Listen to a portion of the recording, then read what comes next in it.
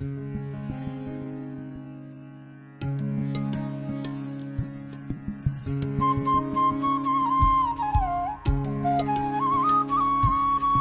ایک گہرا کنواں ہوں اس زمین پر، بے شمار لڑکے لڑکیوں کے لیے کہ ان کی پیاس بجھاتا رہوں۔ اس کی بے پناہ رحمت اسی طرح ذرے ذرے پر برستی ہے جیسے کنواں سب کی پیاس بجھاتا ہے۔ اتنی سی کہانی ہے میری، زین العابدین اور عاشی اماں کے بیٹے کی کہانی، اس لڑکے کی کہانی جو اخباریں بیچ کر اپنے بھائی کی مدد کرتا تھا، اس شاگرد کی کہانی جس کی پرورش شیو سبرمنی آئیر اور ایادورائی سولومن نے کی، اس ودیارتھی کی کہانی جسے پنڈلے ماسٹر نے تعلیم دی، ایم جی کے مینن اور پروفیسر سارا بھائی نے انجینئر کی پہچان دی، جو ناکامیوں اور مشکلوں میں پل کر سائنسدان بنا، اور اس رہنما کی کہانی جس کے ساتھ چلنے والے بے شمار قابل اور ہنرمند لوگوں کی ٹیم تھی۔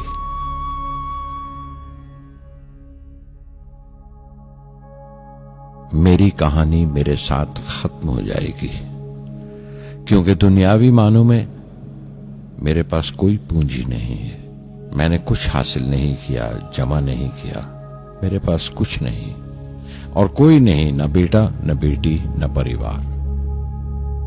میں دوسروں کے لیے مثال نہیں بننا چاہتا، لیکن شاید کچھ پڑھنے والوں کو پریرنا ملے کہ انتم سکھ روح اور آتما کی تسکین ہے، خدا کی رحمت ان کی وراثت ہے۔ میرے پردادا اول، میرے دادا پکیر اور میرے والد زین العابدین کا خاندانی سلسلہ عبدالکلام پر ختم ہو جائے گا، لیکن خدا کی رحمت کبھی ختم نہیں ہوگی، کیونکہ وہ امر ہے، لافانی ہے۔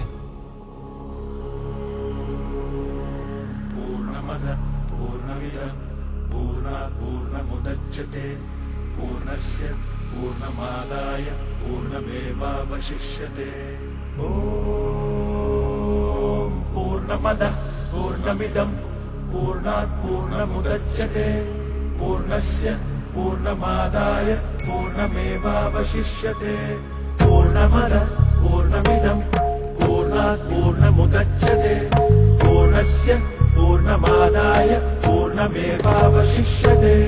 پورنمدః پورنمدم پورنات پورنمدچتے پورنस्य پورنماداయ پورنمیواوششیتے۔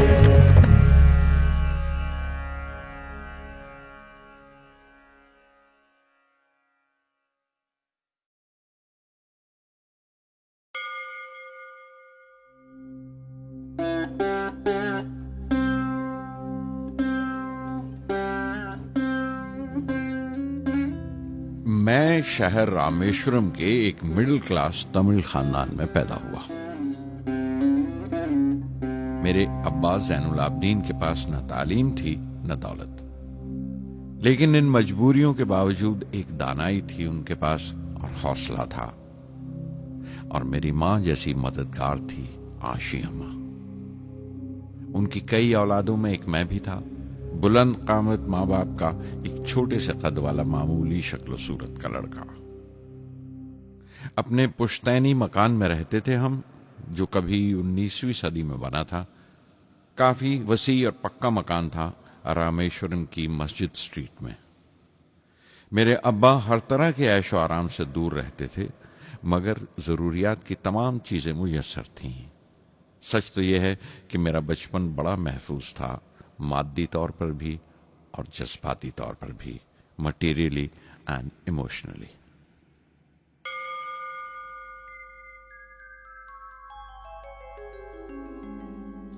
رامیشورم کا مشہور شیو مندر ہمارے گھر سے صرف 10 منٹ کی دوری پر تھا۔ ہمارے علاقے میں زیادہ آبادی مسلمانوں کی تھی، پھر بھی کافی ہندو گھرانے تھے جو بڑے اتفاق سے پڑوس میں رہتے تھے۔ ہمارے علاقے میں ایک بڑی پرانی مسجد تھی جہاں میرے ابا مجھے ہر شام نماز پڑھنے کے لیے لے جایا کرتے تھے۔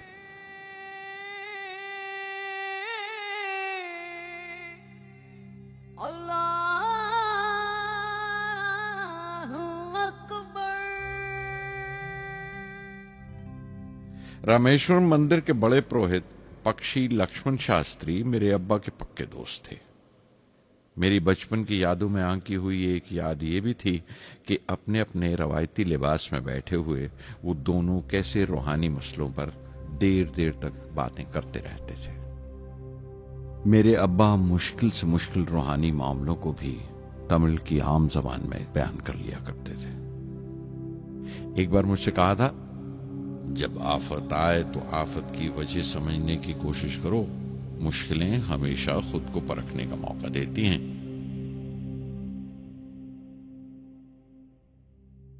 मैंने हमेशा अपनी साइंस और टेक्नोलॉजी में अब्बा के असूलों पर चलने की कोशिश की है। मैं इस बात पर यकीन रखता हूं कि हमसे ऊपर भी एक आला ताकत है, एक महान शक्ति है जो हमें मुसीबत, मायूसी और नाकामियों से निकालकर सच्चाई के मुकाम तक पहुंचाती है।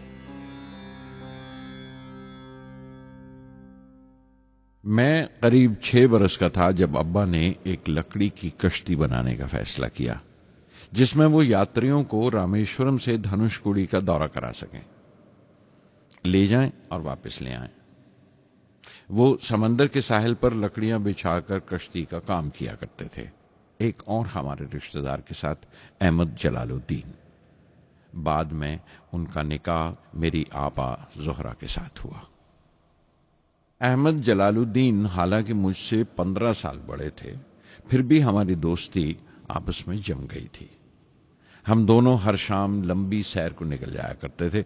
मस्जिद गली से निकलकर हमारा पहला पड़ाव शिव मंदिर हुआ करता था, जिसके गिर्द हम उतनी ही श्रद्धा से परिक्रमा करते थे जिस श्रद्धा से बाहर से आए हुए यात्री। जलालुद्दीन ज्यादा पढ़ लिख नहीं सके उनके घर के हालात की वजह से, लेकिन मैं जिस जमाने की बात कर रहा हूं, उन दिनों हमारे इलाके में सिर्फ वही एक शख्स था जो अंग्रेजी लिखना जानता था। जलालुद्दीन हमेशा तालीम याफ्ता पढ़े लिखे लोगों के बारे में बातें करते थे, साइंस की इजाद, मेडिसिन और उस वक्त के लिटरेचर का जिक्र किया करते थे।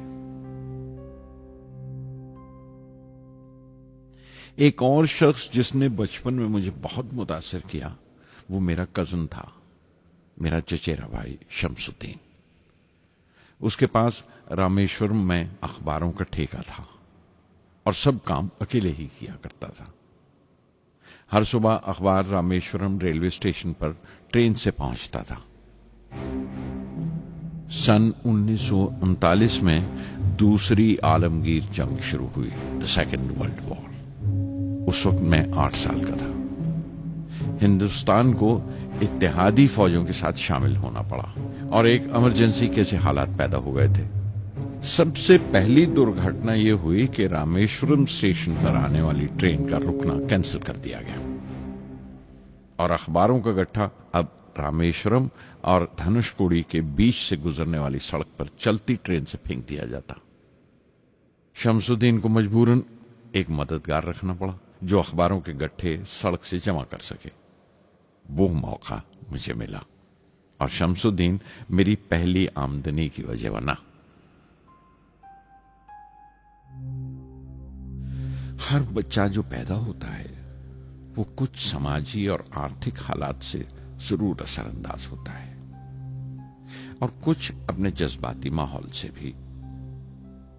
उसी तरह उसकी तरबियत होती है। मुझे दयानतदारी और सेल्फ डिसिप्लिन अपने अब्बा से विरासत में मिला था और मां से अच्छाई पर यकीन करना और रहमदिली। लेकिन जलालुद्दीन और शमसुद्दीन की सोहबत से जो असर मुझ पर पड़ा, उससे सिर्फ मेरा बचपन ही महज अलग नहीं हुआ, बल्कि आइंदा जिंदगी पर भी उसका बहुत बड़ा असर पड़ा।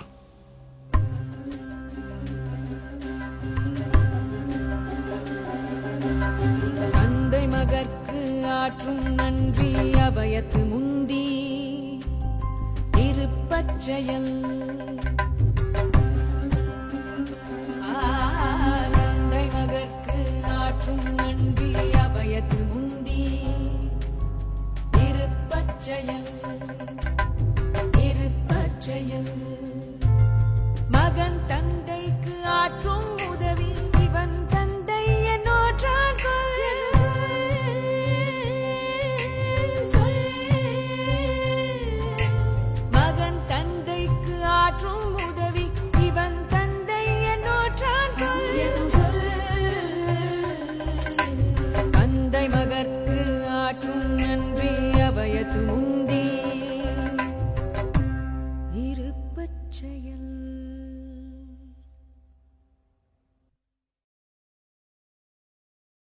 پھر جنگ ختم ہو گئی اور ہندوستان کی آزادی بالکل یقینی ہو گئی. میں نے ابا سے رامیشورم چھوڑنے کی اجازت چاہی. میں ڈسٹرکٹ ہیڈ کوارٹرز رامناتھ پورم جا کر پڑھنا چاہتا تھا. شمس الدین اور جلال الدین میرے ساتھ رامناتھ پورم تک گئے مجھے شوارٹز ہائی اسکول میں داخل کرانے کے لیے. جانے کیوں وہ نیا ماحول مجھے راس نہیں آیا. رامناتھ پورم بڑا مصروف شہر تھا اور قریب 50,000 کی آبادی تھی، لیکن رامیشورم کا سکون اور اطمینان کہیں نہیں تھا. گھر بہت یاد آتا تھا اور گھر لوٹنے کا کوئی موقع میں چھوڑتا نہیں تھا. شوارٹز ہائی اسکول میں داخل ہونے کے بعد ایک 15 سالہ لڑکے کے تمام شوق جو ہو سکتے تھے میرے اندر جاگ اٹھے. میرے ٹیچر ایا درائی سولومن بہترین رہبر تھے، گائیڈ، اس نوجوان ذہن کے لیے جس کے سامنے زندگی کی بے شمار ممکنات کھلنے والی تھی.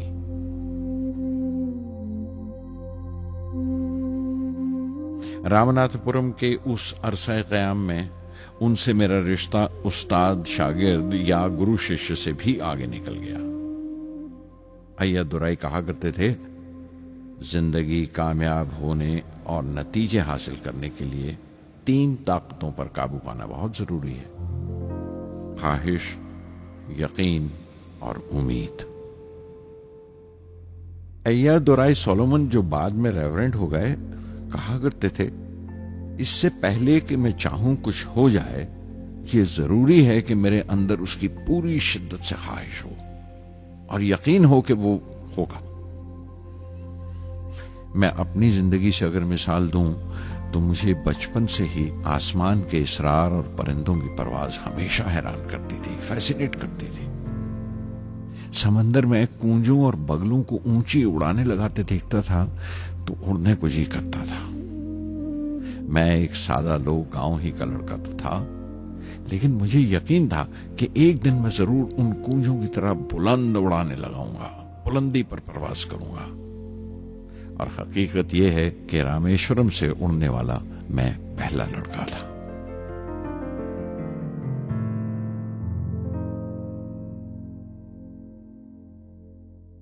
شوارٹز اسکول میں تعلیم ختم کرتے کرتے میرے اندر خود اعتمادی بس چکی تھی اور مجھے یقین تھا کہ میں ضرور کامیابی حاصل کروں گا. میں تعلیم آگے جاری رکھوں گا، اس میں کوئی دوسرا خیال نہیں تھا. سن 1950 میں انٹرمیڈیٹ پڑھنے کے لیے سینٹ جوزف کالج ٹریچی میں داخل ہو گیا. جب بی ایس سی ڈگری کے لیے میں نے سینٹ جوزف کالج میں داخلہ لیا تو ہائر ایجوکیشن کے معنی صرف اتنے ہی جانتا تھا.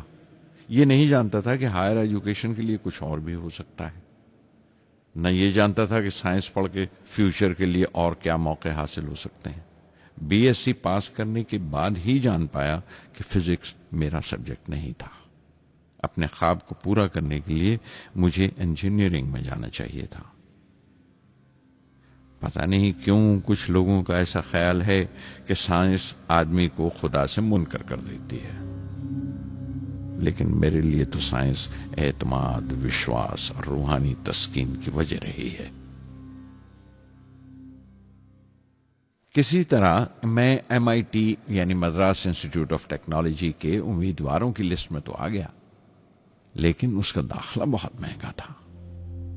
کم سے کم 1,000 روپے کی ضرورت تھی اور میرے ابا کے پاس اتنے روپے نہیں تھے. اس وقت میری اکا، میری آپا زہرا نے اپنے سونے کے کڑے اور چین بیچ کر میری فیس کا انتظام کیا. مجھ پر اس کی امید اور یقین دیکھ کر میں پسیج گیا.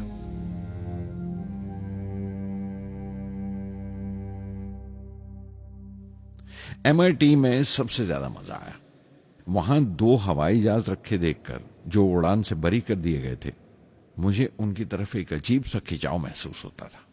اور جب سب لڑکے ہاسٹل لوٹ جاتے تھے میں کئی گھنٹے ان کے پاس بیٹھا رہتا تھا. فرسٹ ایئر مکمل کرنے کے بعد جب مجھے اپنے زیادہ خصوصی مضمون چننا تھے، یعنی اپنی اسپیشل برانچ کا چناؤ کرنا تھا، تو میں نے فورن ایروناٹیکل انجینئرنگ کا چناؤ کر لیا. MIT کی تعلیم کے دوران مجھے 3 ٹیچرز نے بہت متاثر کیا: پروفیسر اسپونڈر، professor KAV Pandalai, professor Narasinga Rao. Professor اسپونڈر ٹیکنیکل ایروڈائنمکس سکھاتے تھے۔ ایروناٹیکل انجینئرنگ میں داخلے سے پہلے میں نے ان سے صلاح لی تھی۔ انہوں نے سمجھایا تھا کہ مجھے مستقبل کا فیصلہ کرنے سے پہلے مستقبل کی ممکنات کے بارے میں نہیں سوچنا چاہیے، بلکہ سوچنا چاہیے ایک اچھی بنیاد کے لیے اور اپنے رجحان اور اشتیاق کے بارے میں کہ اس میں کتنی شدت ہے، میرے ایپٹیچیوڈز اور ایسپریشن میں کتنی انٹینسٹی ہے۔ میں خود بھی ہونے والے انجینئرنگ اسٹوڈنٹس سے کہنا چاہتا ہوں کہ جب وہ اپنا اسپیشلائزیشن کا چناؤ کریں تو یہ دیکھیں کہ ان میں کتنا شوق ہے، کتنا اتساہ ہے اور لگن ہے اس شعبے میں جانے کے لیے۔ پروفیسر KAV پنڈلے نے مجھے ایرو اسٹرکچر ڈیزائن سکھایا اور اس کا تجزیہ بھی، وشلیشن، انالیسس بھی۔ وہ بڑے خوش دل اور دوست ٹیچر تھے اور ہر سال کوئی نہ کوئی نیا طریقہ، نیا نظریہ لے کر آتے تھے کورس میں۔ پروفیسر نرسنگ راؤ میتھمیٹیشین تھے، وہ ایروڈائنمکس کی تھیوری سکھایا کرتے تھے۔ ان کی کلاس میں داخل ہو کر مجھے میتھمیٹیکل فزکس باقی تمام سبجیکٹس سے زیادہ اچھا لگنے لگا۔ سادھ سنگی ہری ہری نام چتارا چتارا، سادھ سنگی ہری ہری نام چتارا، سہجی انندو ہووے دنو راتی، انکر بھلو ہمارا، سادھ سنگی سادھ سنگی۔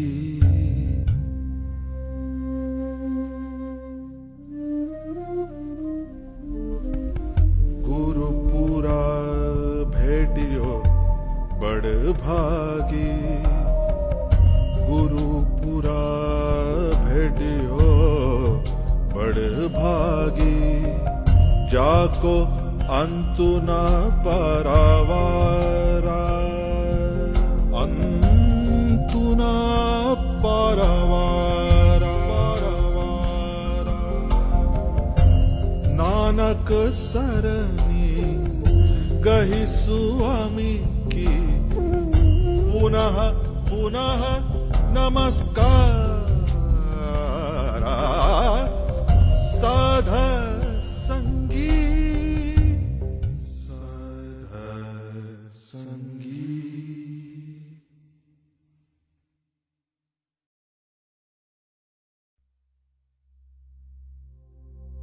MIT سے میں بنگلور کے ہندوستان ایروناٹکس لمیٹڈ HAL میں بطور ٹرینی داخل ہو گیا۔ HAL سے جب میں ایروناٹیکل انجینئرنگ گریجویٹ بن کر نکلا تو زندگی نے 2 موقع میرے سامنے کھڑے کر دیے اور دونوں میری پرواز کے دیرینہ خواب پورے کر سکتے تھے۔ ایک موقع تھا ایئر فورس کا، دوسرا منسٹری آف ڈیفنس میں directorate of technical development and production کا۔ میں نے دونوں میں عرضی بھیج دی اور بیک وقت دونوں سے انٹرویو کا بلاوا آ گیا۔ ایئر فورس کے لیے مجھے دہرادون بلایا گیا تھا اور ڈیفنس کے لیے دہلی۔ میرے دونوں مقام 2000 کلومیٹرز کے فاصلے پر تھے۔ یہ پہلا موقع تھا میرا اپنے وسیع اور وراٹ وطن کو دیکھنے کا۔ کھڑکی پر بیٹھا میں اس دیش کی سرزمین کو پاؤں تلے سے بہتا ہوا دیکھ رہا تھا۔ حیران تھا کہ اتر کی طرف سفر کرتے ہوئے ایک ہی ملک کا لینڈسکیپ کیسے بدلتا چلا جاتا ہے۔ میں 1 ہفتہ دہلی میں ٹھہرا، ڈیفنس منسٹری کا انٹرویو دیا۔ انٹرویو اچھا ہوا تھا۔ وہاں سے میں دہرادون گیا ایئر فورس سلیکشن بورڈ کے انٹرویو کے لیے۔ 25 امیدواروں میں 9ویں نمبر پر آیا۔ میرا دل بیٹھ گیا، بہت مایوس ہوا اور کئی دن تک افسوس رہا کہ ایئر فورس میں جانے کا موقع میرے ہاتھ سے نکل گیا. میں رشی کیش چلا گیا، دل پر یہ بوجھ لے کر کہ آنے والے دن بڑے سخت ہوں گے.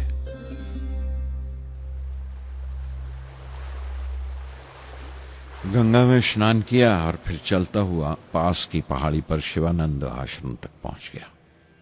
سوامی شیوانند سے بھینٹ ہوئے. دیکھنے میں بالکل گوتم بدھ لگتے تھے، سفید دودھیا دھوتی اور پاؤں میں لکڑی کی کھڑاؤں. ان کی بچوں سی معصوم مسکان اور سادہ دلی دیکھ کر بہت پربھاوت ہوا. میں نے بتایا انہیں کیسے میں انڈین ایئر فورس میں بھرتی ہونے سے رہ گیا اور میری کتنی شدید خواہش تھی آسمانوں میں اڑنے کی، پرواز کرنے کی. وہ مسکرا دیے اور بولے، خواہش اگر دل و جان سے نکلی ہو، وہ پوتر ہو اور اس میں شدت ہو، تو اس میں کمال کی ایک الیکٹرو میگنیٹک انرجی ہوتی ہے، ایک برقی مقناطیسی طاقت ہوتی ہے. دماغ جب سوتا ہے تو وہ انرجی رات کی خاموشی میں باہر نکل جاتی ہے اور صبح کائنات برہمانڈ سے ستاروں کی گتی رفتار کو اپنے ساتھ سمیٹ کر دماغ میں لوٹ آتی ہے. اسی لیے جو سوچا ہے اس کی سرشٹی اوشیہ ہے، وہ تخلیق ہوگا. تم وشواس کرو اس ازلی بندھن پر، اس وچن پر کہ سورج پھر لوٹے گا، باہر پھر سے آئے گی. میں دہلی لوٹ آیا، ڈیفنس سے اپنا انٹرویو کا نتیجہ دریافت کیا. جواب میں مجھے اپوائنٹمنٹ لیٹر تھما دیا گیا اور اگلے دن سے سینئر سائنٹیفک اسسٹنٹ مقرر کر دیا گیا 250 روپے کی ماہانہ تنخواہ پر. 3 سال گزر گئے. انہیں دنوں بنگلور میں ایروناٹیکل ڈیولپمنٹ اسٹیبلشمنٹ ADE کا ایک نیا محکمہ کھلا اور مجھے وہاں پوسٹ کر دیا گیا. بنگلور کانپور سے بالکل مختلف شہر تھا. میں اپنے ڈائریکٹوریٹ کی پوسٹنگ کا پہلا سال وہاں گزار چکا تھا. دراصل ہمارے دیش میں یہ ایک عجیب طریقہ ہے، ایک عجیب سا ڈھنگ ہے اپنے لوگوں کو حد درجہ تک نچوڑ لینے کا، جو ہمارے لوگوں کو انتہا پسند بنا دیتا ہے. شاید اس لیے کہ صدیوں اس دیش نے غیر ملکی تہذیبوں کے زخم بھی کھائے ہیں اور انہیں اپنے دامن میں جگہ بھی دی ہے. الگ الگ حکمرانوں سے وفا کرتے کرتے ہم اپنی حیثیت، اپنی یکتائی کھو بیٹھے ہیں. بلکہ ہم نے ایک اور ہی قسم کی خوبی پیدا کر لی ہے کہ ایک ہی وقت میں رحم دل بھی ہیں اور بے رحم بھی، حساس بھی ہیں اور بے حس بھی. جتنے گہرے ہیں اتنے ہی سطحی. اوپر سے دیکھو تو ہم بڑے خوش رنگ اور خوبرو نظر آتے ہیں، لیکن کوئی غور سے دیکھے تو اپنے حکمرانوں کی ایک بے ڈھب نقل سے زیادہ کچھ نہیں ہے. میں نے کانپور میں کلے میں دبائے ہوئے پان والے نواب واجد علی شاہ کے نقلچی بہت دیکھے، اور بنگلور میں فرنگیوں کے انداز میں کتے کی زنجیر تھامے ٹہلتے ہوئے صاحبوں کی کمی نہیں تھی. بنگلور میں رہ کر میں رامیشورن کی سکون اور گہرے شانت واتاورن کے لیے ترستا تھا.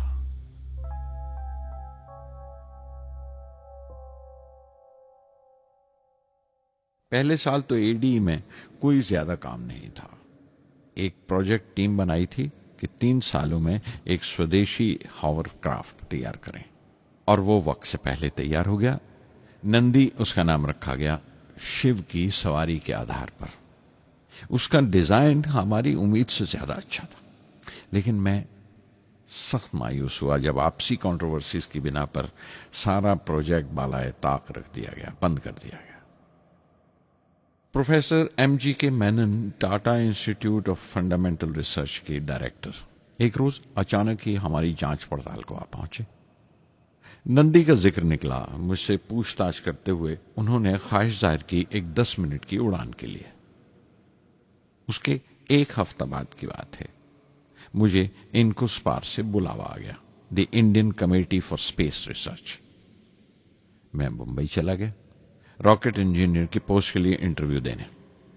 میرا انٹرویو لینے والے ڈاکٹر وکرم سارا بھائی اور پروفیسر MGK مینن کے علاوہ مسٹر سراف تھے، جو اس وقت ایٹومک انرجی کمیشن کے ڈپٹی سیکرٹری کے عہدے پر تھے. डॉक्टर सारा भाई की गर्मजोशी ने पहली ही मुलाकात में मेरा दिल मोह लिया। अगले ही दिन मुझे खबर मिल गई कि मैं चुन लिया गया। मुझे इनकोस्पार में रॉकेट इंजीनियर की हैसियत से शामिल कर लिया गया था। सन 1962 के देरीना हिस्से में कहीं इनकोस्पार ने थुम्बा में इक्वेटोरियल रॉकेट लॉन्चिंग स्टेशन बनाने का फैसला किया। थुम्बा केरला में त्रिवेंद्रम से परे एक दूर दराज के ऊंगते से गांव का नाम है। हिंदुस्तान में यह मॉडर्न रॉकेट बेस्ड रिसर्च की एक दबी सी इब्तदा थी, हल्की सी शुरुआत। उसके फौरन बाद ही मुझे 6 माह के लिए अमेरिका भेज दिया गया, नासा में रॉकेट लॉन्चिंग की ट्रेनिंग के लिए। जाने से पहले मैं थोड़ा सा वक्त निकालकर रामेश्वरम गया। मेरे अब्बा मेरी इस कामयाबी के लिए बहुत खुश हुए और मुझे उसी मस्जिद में ले जाकर शुक्राने की नमाज अदा की।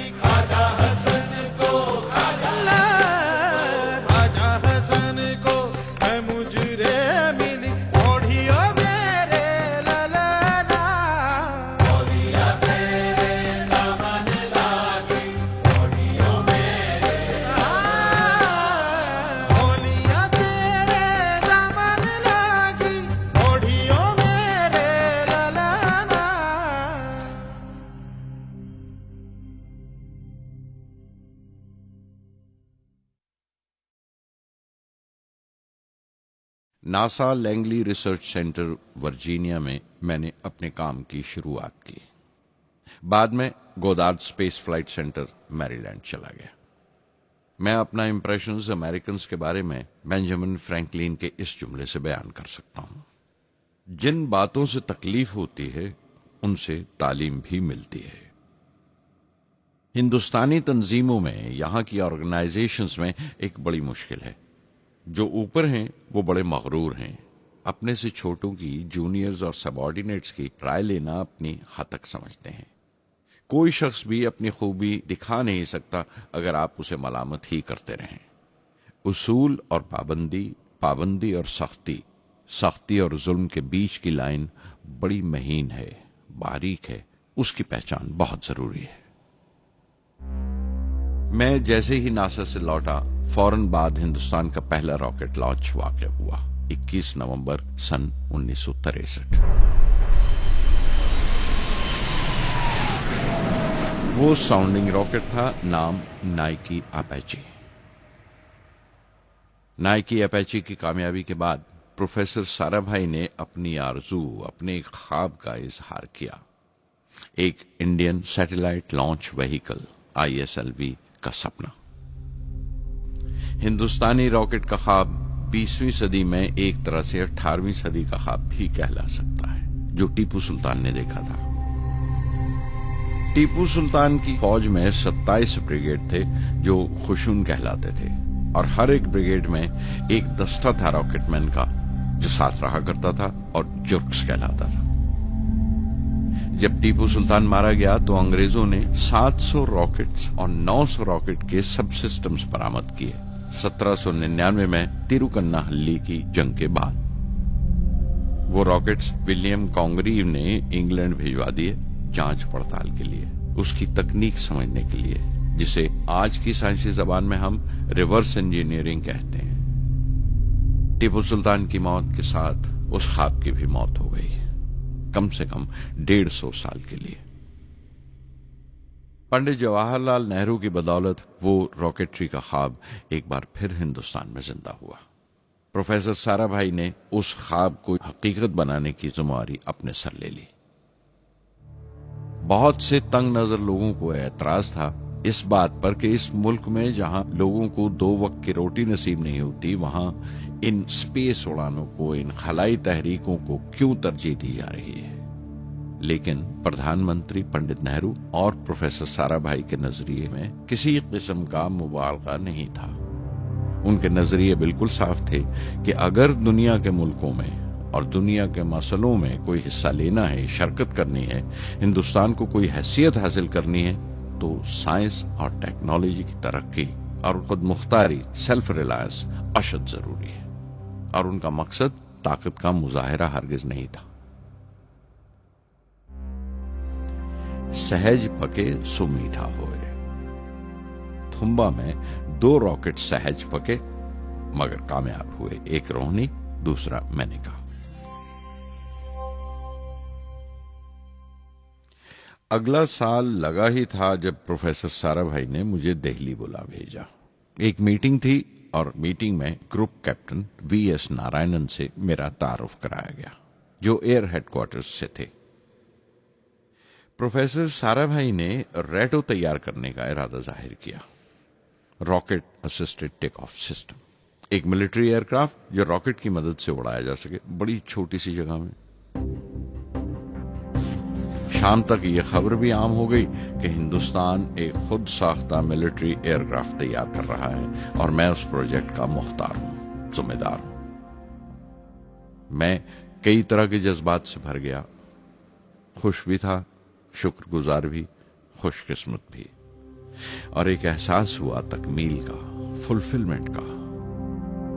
19ویں صدی کے ایک شاعر کی یہ سطریں بہت یاد آئیں: ہر دن کے لیے تیار رہو، ہر دن کو ایک طرح ہی ملو، جب اوکھلی ہو برداشت کرو، جب دستہ ہو تو وار کرو۔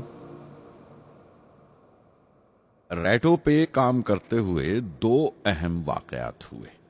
پہلا تو یہ تھا کہ اپنے دیش میں پہلی بار اسپیس ریسرچ کا 10 سالہ پروگرام تیار ہوا، جس کے آتھر تھے پروفیسر سارا بھائی۔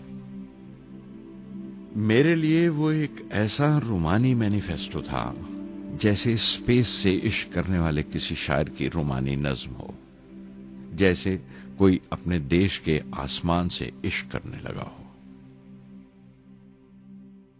اور دوسرا واقعہ منسٹری آف ڈیفنس میں میسائل پینل کا تیار ہونا۔ نارائنن اور میں، ہم دونوں اس پینل کے ممبر تھے۔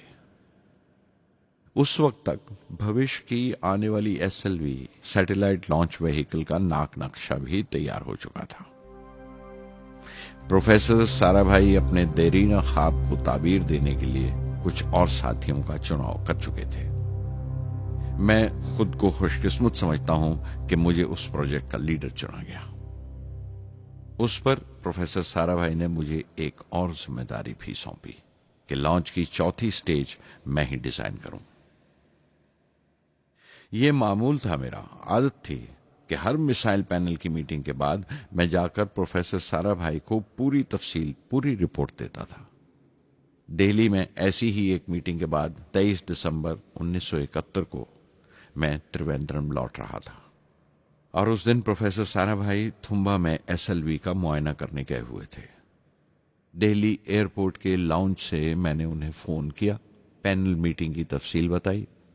پروفیسر سارا بھائی نے مجھے کہا کہ میں تریویندرم ایئرپورٹ پر ان کا انتظار کروں۔ میں جب تریویندرم پہنچا تو فضا میں ایک ماتم بچھا ہوا تھا۔ مجھے خبر دی گئی کہ پروفیسر سارا بھائی نہیں رہے۔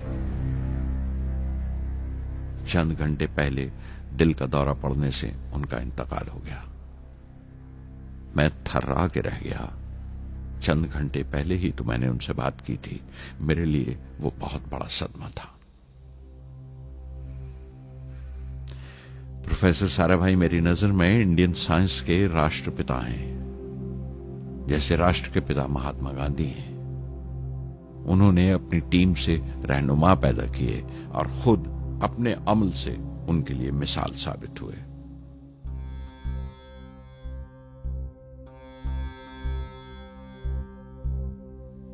నానాటి బతుకు నాటకము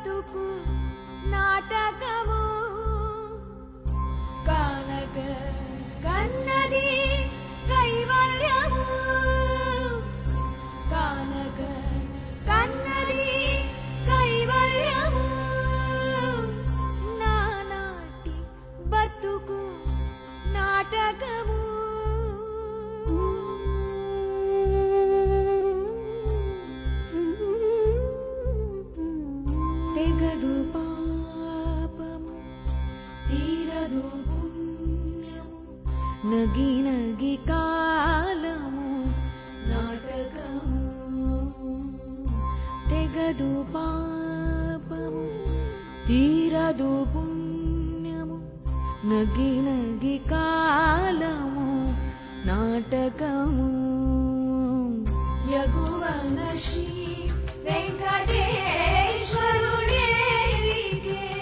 యగువన శ్రీ వెంకటేశ్వరుడేలికే గగనము నీతిది కైవల్యము గగనము నీతిది కైవల్యము కైవల్యము.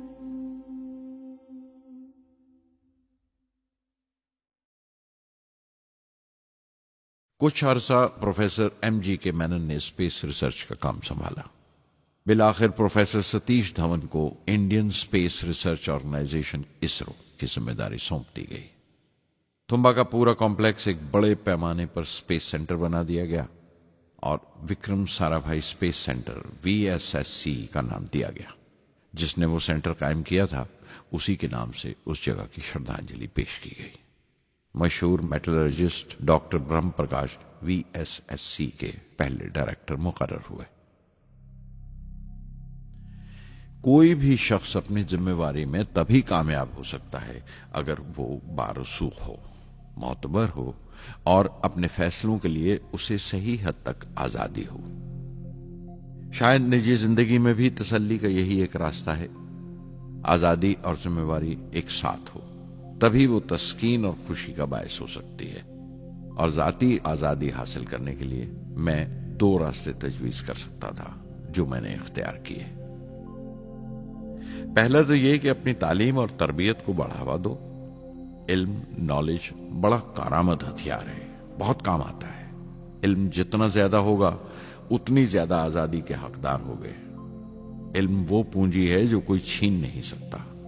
टीम की रहनुमाई तभी मुमकिन है अगर आपकी जानकारी मुकम्मल हो, अप टू डेट हो. कामयाब रहनुमा बनने के लिए जरूरी है कि दिन का काम जब खत्म हो आप पिछले काम का जायजा लें, अगले दिन के काम की तैयारी करें. दूसरा तरीका यह है कि अपने काम को अपना फख्र समझें, गर्व समझें और जरूरी है कि अपने अंदर की शक्ति की सही जानकारी हो. जो करो उस पर यकीन रखो या जिस पर यकीन हो वही करो, वरना दूसरों के ईमान का शिकार बनते रहोगे. SLV प्रोजेक्ट के पहले 3 सालों में साइंस के बहुत से नए नए इसरार खुले और आहिस्ता आहिस्ता साइंस और टेक्नोलॉजी का फर्क समझ आने लगा. रिसर्च और अमल, डेवलपमेंट का फासला पता चलने लगा. किसी भी इजाद में गलतियां होना लाजमी है, लेकिन हर गलती कामयाबी की तरफ एक और कदम उठाती है, एक और सीढ़ी बन जाती है. किसी भी तख्लीक की तरह SLV-3 की तख्लीक भी कई दर्दनाक लम्हों से गुजरी. एक रोज जब मैं और मेरे तमाम साथी अपने कामों में पूरी तरह डूबे हुए थे, मेरे घर से एक मौत की इत्तला पहुंची. मेरे दोस्त और हमदर्द मेरे बहनोई जलालुद्दीन का इंतकाल हो गया था. कुछ देर के लिए तो मैं सुन्न होकर रह गया. मेरी आंखों में अंधेरा छा गया. थोड़ी देर बाद जब अपने चौगिरदे का एहसास हुआ तो महसूस किया जैसे मेरी हस्ती का एक हिस्सा मर गया था. रात की रात बसों में सफर करता हुआ अगली सुबह मैं रामेश्वरम पहुंचा. जोहरा को क्या तसल्ली देता और क्या सब्र देता अपनी भांजी महबूबा को जो रो रो कर हलकान हो रही थी. मेरी आंखों के सोते पहले ही सूख चुके थे. थुम्बा लौटकर बहुत दिनों तक सारा कामकाज, सारी मसरूफियत बेमानी लगने लगी. बहुत दिनों तक बहुत मलाल लगा, सब बेमानी लगता था. प्रोफेसर धवन देर देर तक हौसला देते थे. कहते SLV पर जैसे जैसे काम आगे बढ़ेगा मुझे सब्र महसूस होगा और ये मायूसी कम होते होते गुजर जाएगी. 1976 में मेरे अब्बा ज़ैनुल आबदीन 102 سال کی عمر میں وہیں رامیشورم میں انتقال فرما گئے۔ 15 پودے پوتیاں چھوڑ کر گئے تھے پیچھے اور ایک پڑپوتا۔ دنیاوی طور پر وہ صرف ایک اور بزرگ کی موت تھی۔ کوئی بڑا ماتم نہیں ہوا، جھنڈا نہیں اتارا گیا، نہ اخباروں نے سیاہ حاشیے دیے، نہ سیاستدان تھے وہ، نہ ودوان کوئی، نہ کوئی بڑے سرمایہ دار، ایک سیدھے سادے انسان تھے، فرشتہ صفت، اور ہر اس بات کی وجہ تھے جو دانائی اور پارسائی کی راہ دکھاتی ہے۔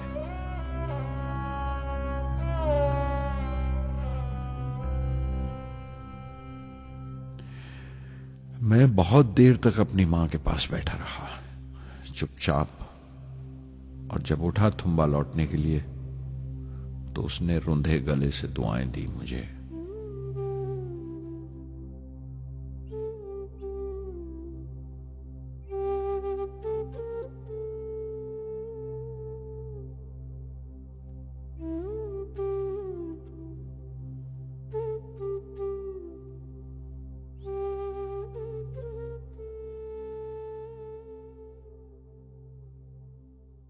SLV-3 اپوجی راکٹ جو فرانس سے اڑائی جانے والی تھی اچانک کچھ مشکلوں کا شکار ہو گئی۔ مجھے فوراً فرانس جانا پڑا۔ میں روانہ ہونے ہی والا تھا کہ میری ماں کی موت کی خبر پہنچی۔ یکے بعد دیگرے 3 موتیں ہو گئی میرے گھر میں۔ اس وقت مجھے اپنے کام میں پورے دھیان کی ضرورت تھی۔ 100% لگن سے کام کرنے کی خواہش کسی اور لگن کی گنجائش نہیں چھوڑتی۔ مکمل نیتی اور پوری لگن سے SLV-3 کا خواب 1979 کے درمیان میں جا کر پورا ہوا۔ ہم نے SLV-3 کی پرواز کا دن 10 اگست 1979 طے کیا تھا۔ 23 میٹر لمبا 4 سٹیجز کا یہ راکٹ 17 ٹن کا وزن لے کر 7:58 پر بڑی کجدائی سے اڑا اور خلا کی طرف روانہ ہوا۔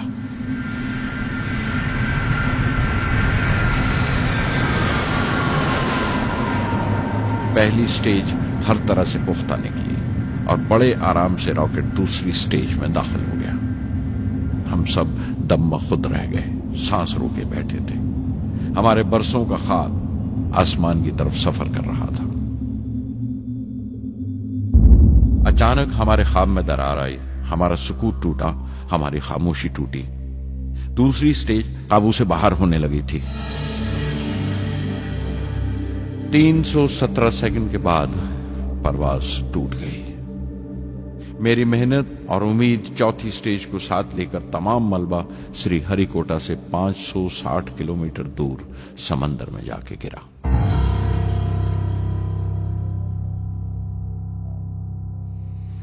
اس حادثے سے ہم سب کو سخت صدمہ پہنچا۔ میں غم و غصے سے بھر گیا، نچڑ گیا، بالکل جسمانی طور پر بھی اور ذہنی طور پر بھی۔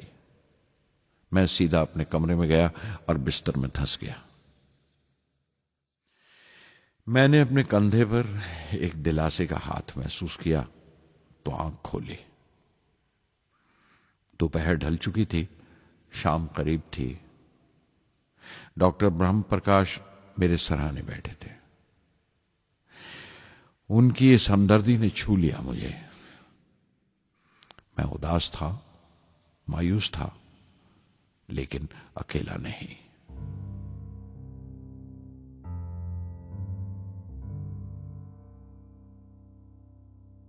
ہر شخص تکنیکی جمع تفریق اور بحث مباحثے کے بعد مطمئن ہو چکا تھا، سنتشٹ ہو چکا تھا، لیکن مجھے اطمینان نہ آیا اور مسلسل بے چین رہا۔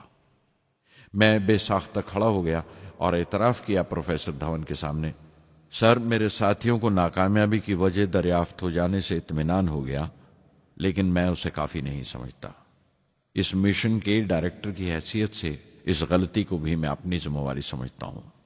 SLV-3 کی ناکامیابی کی ذمہ داری میری ہے۔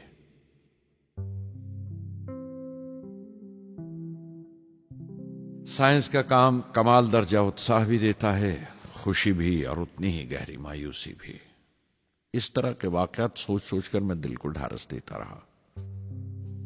یہ خیال کہ انسان چاند پر اتر سکتا ہے سب سے پہلے ایک روسی سائنٹسٹ نے سوچا تھا۔ اسے حقیقت بننے میں 40 سال گزر گئے جب امریکہ نے اسے پورا کیا۔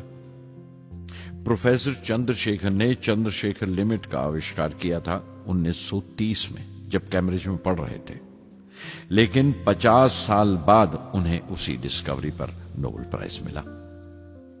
وان برون اپنی سیٹرن لانچ وہیکل سے آدمی کو چاند پر اتارنے سے پہلے کتنی ساری ناکامیوں سے گزرے ہوں گے۔ پہاڑ کی چوٹی پر اترنے سے پہاڑ پر چڑھنے کا تجربہ نہیں ملتا۔ زندگی پہاڑ کی چڑھانوں پر ملتی ہے، چوٹی پر نہیں۔ چڑھانوں پر ہی تجربے ملتے ہیں اور زندگی منچتی ہے اور ٹیکنالوجی ترقی کرتی ہے۔ چوٹی پر پہنچنے کی کوشش ہی میں چڑھانوں کا علم حاصل ہوتا ہے۔ میں ایک ایک قدم چلتا رہا، چڑھتا رہا چوٹی کی طرف۔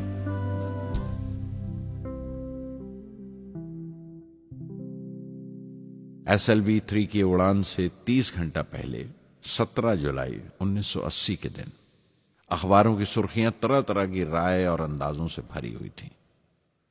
زیادہ تر رپورٹرز نے پہلی SLV کی اڑان یاد دلائی تھی کہ کس طرح وہ راکٹ فیل ہو گیا تھا اور اس کا ملبہ سمندر میں جا کر گرا تھا۔ کچھ لوگوں نے تو دیش کی دوسری خامیوں کا ذکر کرتے ہوئے بھی اسے SLV-3 سے جوڑ دیا تھا۔ میں جانتا تھا کہ اگلے دن کا نتیجہ ہمارے فیوچر کے اسپیس پروگرام کا فیصلہ کرنے والا ہے۔ مختصر یہ کہ ساری قوم کی نظریں ہم پر گڑی ہوئی تھیں۔ 18 جولائی 1980 صبح 8:03 پر ہندوستان کا پہلا سیٹلائٹ لانچ وہیکل اڑا۔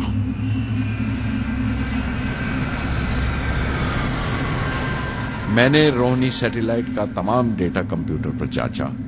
اگلے 2 منٹ کے اندر اندر روہنی انترکش میں تھا۔ اس تمام شور و غل کے بیچ میں نے اپنی زندگی کے سب سے اہم الفاظ ادا کیے۔ میں مشن ڈائریکٹر بول رہا ہوں، ایک ضروری خبر سننے کو تیار رہو۔ چوتھی سٹیج کامیابی کے ساتھ روہنی سیٹلائٹ کو لے کر انترکش میں داخل کر رہی ہے۔ میں بلاک سے باہر آیا تو میرے ساتھیوں نے مجھے کندھوں پر اٹھا لیا اور نعرے لگاتے ہوئے جلوس نکالا۔ ساری قوم میں ایک جوش کی لہر دوڑ گئی۔ ہندوستان ان چند قوموں میں شامل ہو گیا تھا جن کے پاس سیٹلائٹ لانچ کی قابلیت تھی۔ ہماری قوم کا ایک خواب پورا ہوا تھا اور ہمارے اتہاس کا ایک نیا باب کھلا، ایک نیا چیپٹر۔ پردھان منتری اندرا گاندھی نے مبارکباد کا تار بھیجا اور سب سے زیادہ ہندوستان کے سائنسدان خوش تھے کہ یہ پوری کوشش سودیشی تھی، ہماری اپنی تھی۔ میں کچھ ملے جلے جذبات سے گزر رہا تھا۔ میں خوش تھا کہ پچھلی 2 دہائیوں سے جس کوشش میں تھا بالآخر اس میں کامیاب ہوا، لیکن اداس تھا جن لوگوں کی بدولت میں یہاں پہنچا تھا وہ لوگ میرے ساتھ نہیں تھے۔ میرے ابا، میرے بہنوئی جلال الدین اور پروفیسر سارا بھائی۔ SLV-3 کی کامیابی کے مہینے بھر کے اندر ہی پروفیسر دھون کا فون آیا ایک دن اور دلی بلایا پردھان منتری سے ملنے کے لیے۔ میری ایک چھوٹی سی الجھن تھی کپڑوں کو لے کر۔ ہمیشہ سے بڑے عامیانہ سے کپڑے پہنتا ہوں اور پاؤں میں چپل یا سلیپر کہہ لو۔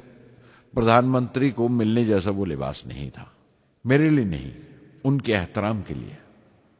سنا تو پروفیسر دھون بولے، کپڑوں کی فکر مت کرو، تم نے جو شاندار کامیابی پہن رکھی ہے وہ کافی ہے۔ ریپبلک ڈے 1981 میرے لیے ایک بڑی خوشخبری لے کر آیا کہ مجھے پدم بھوشن سے نوازا گیا ہے۔ میں نے اپنے کمرے کو بسم اللہ خاں کی شہنائی سے بھر لیا۔ शहनाई की गूंज मुझे कहीं और ही ले गई।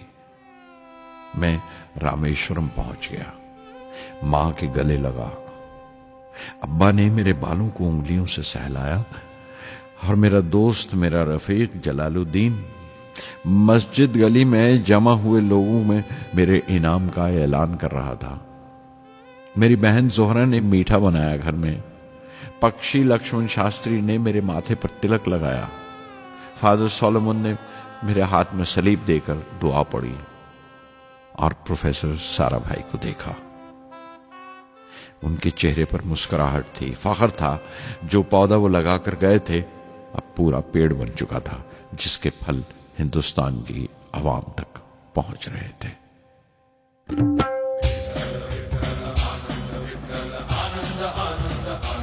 ओ आनंदाचे डोही आनंद तरंग, आनंदाचे डोही आनंद तरंग, आनंदाची अंग, आनंदाचे आनंदाची अंग, आनंदाचे आनंदाचे डोही आनंद तरंग, आनंदाचे डोही आनंद तरंग।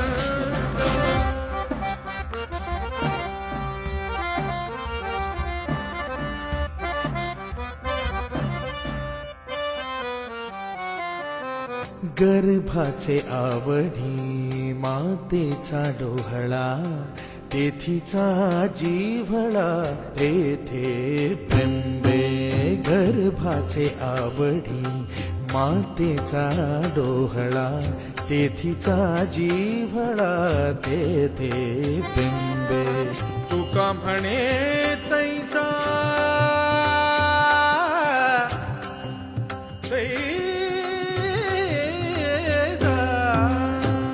म्हणे तैसा ओतला ठसा, अनुभव सरीसा मुखाला।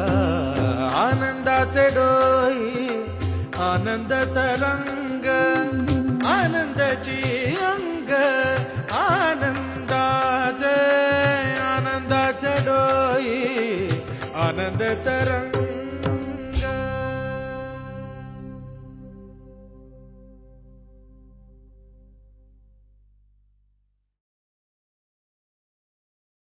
पहली जून 1982 मैंने defence research and development laboratory DRDL की जिम्मेवारी संभाल ली। उस वक्त के defence minister Shri R Venkataraman ने जब मशवरा दिया कि बजाय दर्जा बदर्जा मिसाइल तैयार करने के हमें मुकम्मल अपनी मिसाइल तैयार करने का प्रोग्राम बनाना चाहिए, तो हमें अपने कानों पर यकीन नहीं आया और देखते देखते ही वो प्रोजेक्ट एक मुकम्मल मिसाइल का प्रोग्राम बन गया, जिसके नतीजे आइंदा बहुत दूर तक पहुंचे। हर एक प्रोजेक्ट का नाम हिंदुस्तान की खुद मुख्तारी, सेल्फ रिलायंस का सबूत था। सरफेस टू सरफेस मिसाइल का नाम पृथ्वी रखा गया, टैक्टिकल कोर व्हीकल को त्रिशूल का नाम दिया गया, surface to air defence system आकाश कहलाया, एंटी टैंक मिसाइल प्रोजेक्ट को नाग के नाम से पुकारा गया और मेरे देरीना ख्वाब रेक्स को यानी re entry experiment launch vehicle को मैंने अग्नि का नाम दिया। मिसाइल टेक्नोलॉजी का हुनर दुनिया की कुछ चुनी हुई कौमों के पास ही था। वो बड़े ताज्जुब से हमारी तरफ देख रहे थे कि हम क्या करने जा रहे हैं और कैसे करेंगे। हम एक मीटिंग में बैठे हुए अपने मकसद को पूरा करने के लिए 1984 की निशानदेही कर रहे थे जब डॉक्टर ब्रह्म प्रकाश की मौत की खबर आई। मेरे लिए वो एक और सदमा था। पहली SLV की नाकामी के वक्त जिस तरह उन्होंने ढारस दी थी मुझे, वो याद करके मैं और ज्यादा गमगीन हो गया।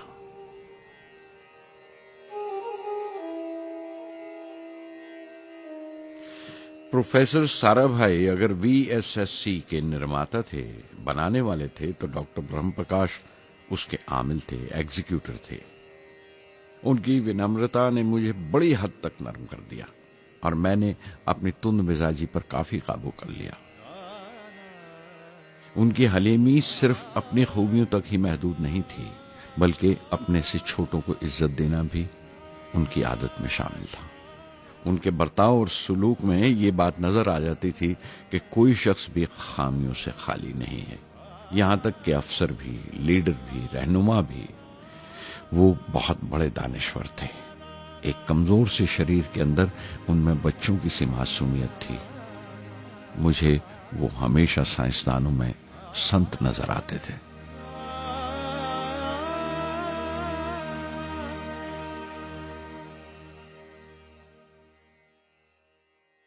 پرتھوی کا کام اپنی تکمیل کو پہنچ رہا تھا جب ہم 1988 میں داخل ہوئے۔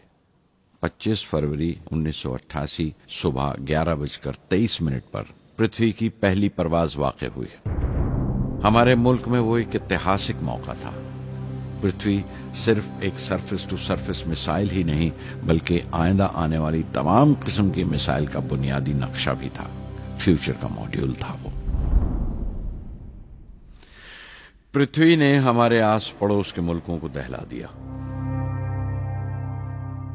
مغربی یعنی ویسٹرن ملکوں کو پہلے تو حیرت ہوئی، پھر غصے کا اظہار کیا اور پابندی لگا دی انڈیا کے لیے کہ وہ ایسی کوئی چیز باہر کے ملکوں سے نہ خرید سکیں جو ان کے میسائل پروگرام میں استعمال ہو سکتی ہو یا کام آ سکتی ہو۔ میسائل کی ایجاد میں ہندوستان کی خود مختاری نے دنیا کے تمام ترقی یافتہ ملکوں کو پریشان کر دیا۔ اگنی کی ٹیم میں 500 سے زیادہ سائنسدان شامل تھے۔ اگنی کی پرواز 20 اپریل 1999 طے پائی تھی۔ لانچ کی تمام تیاریاں مکمل ہو چکی تھیں اور حفاظت کے لیے یہ فیصلہ کیا گیا تھا کہ لانچ کے وقت آس پاس کے تمام گاؤں خالی کرا دیے جائیں۔ اخبارات اور دوسری میڈیا نے اس بات کو بہت اچھالا۔ 20 اپریل پہنچتے پہنچتے تمام ملک کی نظریں ہم پر ٹکی ہوئی تھیں۔ دوسرے ملکوں کا دباؤ بڑھ رہا تھا کہ ہم اس تجربے کو ملتوی کر دیں یا خارج کر دیں، لیکن سرکار مضبوط دیوار کی طرح ہمارے پیچھے کھڑی رہی اور کسی طرح ہمیں پیچھے نہیں ہٹنے دیا۔ پرواز سے صرف 14 سیکنڈز پہلے ہمیں کمپیوٹر نے رکنے کا اشارہ کیا۔ کسی ایک پرزے میں کوئی خامی تھی، وہ فوراً ٹھیک کر دی گئی، لیکن اسی وقت ڈاؤن رینج اسٹیشن نے رکنے کا حکم دیا۔ چند سیکنڈز میں کئی رکاوٹیں سامنے آ گئیں اور پرواز ملتوی کر دی گئی۔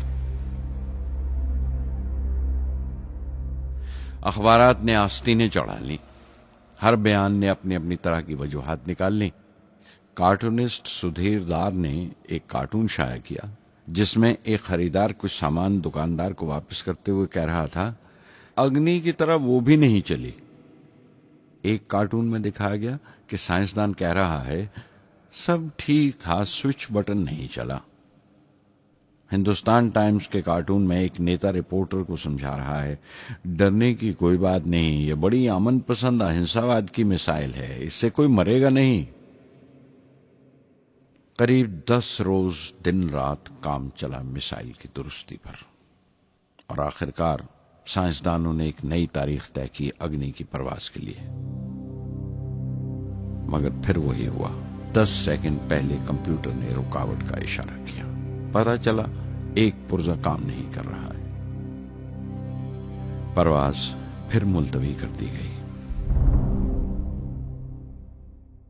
ایسی بات کسی بھی سائنسی تجربے میں ہو جانا عام بات ہے، غیر ملکوں میں بھی بہت بار ہوتا ہے، لیکن امید سے بھری ہوئی قوم ہماری مشکلیں سمجھنے کو تیار نہیں تھی۔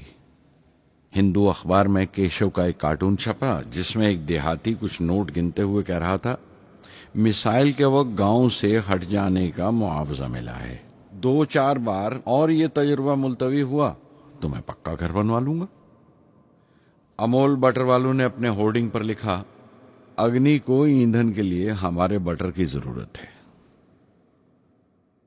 اگنی کی مرمت کا کام جاری رہا آخرکار ایک بار پھر 22 مئی کی تاریخ اگنی کی پرواز کے لیے طے پائی۔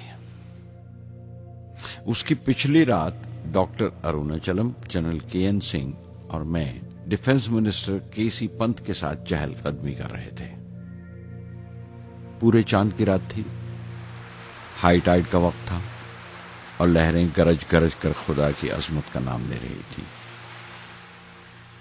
کل اگنی کی پرواز کامیاب ہوگی یا نہیں، بار بار یہی سوال ہمارے دماغ میں گونج رہا تھا۔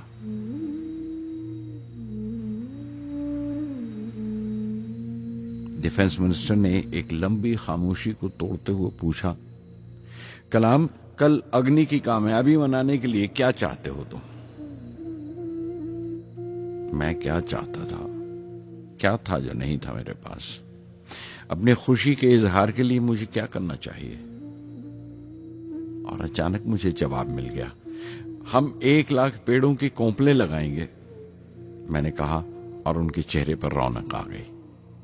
تم اپنی اگنی کے لیے دھرتی ماں کا آشیرواد چاہتے ہو، بولے، کل یہی ہوگا۔ انہوں نے پیشن گوئی کی۔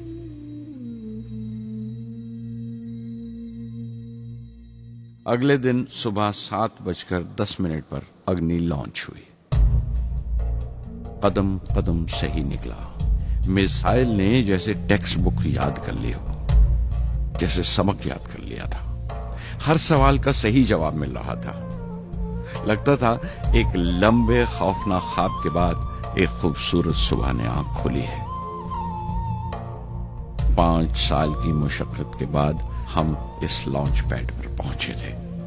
اس کے پیچھے 5 لمبے سالوں کی ناکامیابی، کوششیں اور امتحان کھڑے تھے۔ اس کوشش کو روک دینے کے لیے ہندوستان نے ہر طرح کے دباؤ برداشت کیے تھے، لیکن ہم نے کر دکھایا جو کرنا تھا۔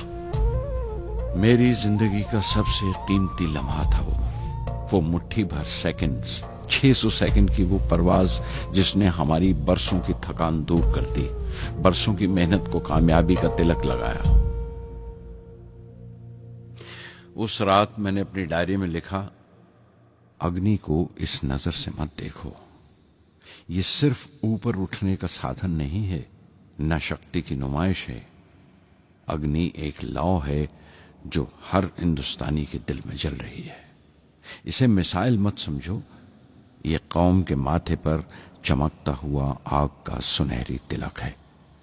स्वधर्मम् अपि चावेक्ष्य न विकम्पितुम् अर्हसि धर्म्याद् युद्धश्रेयोऽन्यक्षत्रियस्य न विद्यते स्वधर्मम् अपि चावेक्ष्य न विकम्पितुम् अर्हसि धर्म्याद् युद्धश्रेयोऽन्यक्षत्रियस्य न विद्यते अधच्चेत्त्वम् इमं धर्म्यं सङ्ग्रामं न करिष्यसि तदस्वधर्मं कीर्तिं च हित्वा पापम् अवाप्स्यसि हित्वा पापम् अवाप्स्यसि।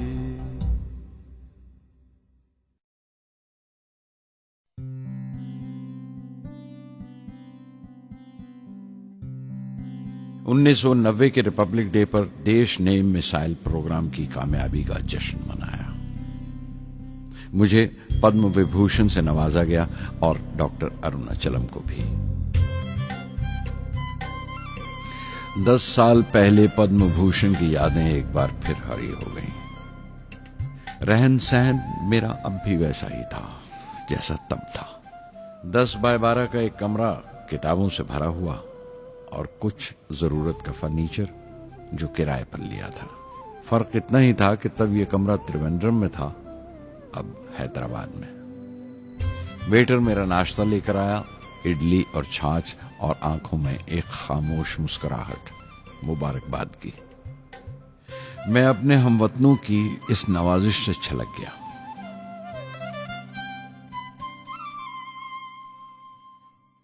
میں جانتا ہوں کہ بہت سے سائنسدان اور انجینئر موقع ملتے ہی وطن چھوڑ جاتے ہیں، دوسرے ملکوں میں چلے جاتے ہیں زیادہ روپیہ کمانے کے لیے، زیادہ آمدنی کے لیے، لیکن یہ آدر، محبت اور عزت کیا کما سکتے ہیں جو انہیں اپنے وطن سے ملتی ہے؟ 15 اکتوبر 1991 میں 60 سال کا ہو گیا۔ مجھے اپنی ریٹائرمنٹ کا انتظار تھا۔ چاہتا تھا کہ غریب بچوں کے لیے ایک اسکول کھولوں۔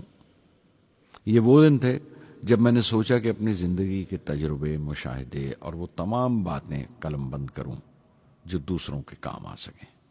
ایک طرح سے اپنی سوانح عمری لکھوں، اپنی جیونی۔ میرے خیال میں میرے وطن کے نوجوانوں کو ایک صاف نظریے اور دشا کی ضرورت ہے۔ تبھی یہ ارادہ کیا کہ میں ان تمام لوگوں کا ذکر کروں جن کی بدولت میں یہ بن سکا جو میں ہوں۔ مقصد یہ نہیں تھا کہ میں کچھ بڑے بڑے لوگوں کے نام لوں، بلکہ یہ کہ کوئی شخص کتنا بھی چھوٹا کیوں نہ ہو، اسے حوصلہ نہیں چھوڑنا چاہیے۔ مسئلے، مشکلیں زندگی کا حصہ ہیں اور تکلیفیں کامیابی کی سچائیاں ہیں۔ جیسا کہا ہے کسی نے، خدا نے یہ وعدہ نہیں کیا کہ آسمان ہمیشہ نیلا ہی رہے گا، زندگی بھر پھولوں سے بھری راہیں ملیں گی۔ خدا نے یہ وعدہ نہیں کیا کہ سورج ہے تو بادل نہیں ہوں گے، خوشی ہے تو غم نہیں، سکون ہے تو درد نہیں ہوگا۔ مجھے ایسا کوئی غرور نہیں کہ میری زندگی سب کے لیے ایک مثال بنے گی، مگر یہ ہو سکتا ہے کہ کوئی مایوس بچہ کسی گمنام سی جگہ پر جو سماج کے کسی معذور حصے سے تعلق رکھتا ہو، یہ پڑھے اور اسے چین ملے، یہ پڑھے اور اس کی امید روشن ہو جائے۔ ہو سکتا ہے یہ کچھ بچوں کو نا امیدی سے باہر لے آئے اور جسے وہ مجبوری سمجھتے ہیں وہ مجبوری نہ لگے، انہیں یقین رہے کہ وہ جہاں بھی ہیں خدا ان کے ساتھ ہے۔ کاش ہر ہندوستانی کے دل میں جلتی ہوئی لو کو پر لگ جائیں اور اس لو کی پرواز سے سارا آسمان روشن ہو جائے۔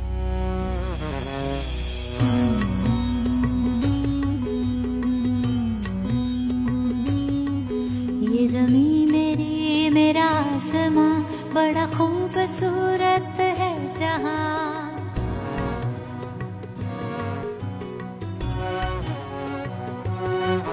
یہ زمین میری، میرا آسماں، بڑا خوبصورت ہے جہاں۔ میری زندگی پرواز ہے، وہ فضا میری، میں اڑوں جہاں۔ میری زندگی پرواز ہے، وہ فضا میری، میں اڑوں جہاں۔ یہ زمین میری، میرا آسماں، بڑا خوبصورت ہے جہاں۔ کبھی دھوپ لیپ کے آسماں ہم نے سنہری کر لیا، کبھی دھوپ لیپ کے آسماں ہم نے سنہری کر لیا۔